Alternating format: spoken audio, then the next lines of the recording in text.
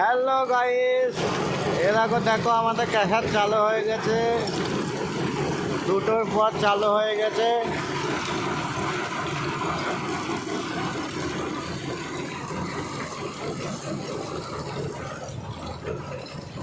আজ আমাদের WMM চলবে। এই দেখো কতটা গাড়ি এসেছে, প্রায় 100 গাড়ি এসেছে। গাড়ি সব মাল লোড হবে।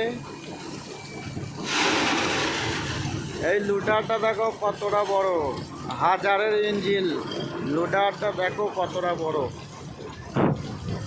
বিশেষ করে আমাদের টিমটা বাদ দিয়ে মলদাপাড়ায় যতগুলো ছেলে চুনোপুটকি কাজে গিয়েছে, এরাম লুডার চোখেই দেখেনি ওরা। কাছে যাওয়া তো দূরে থাক, চোখেই দেখেনি।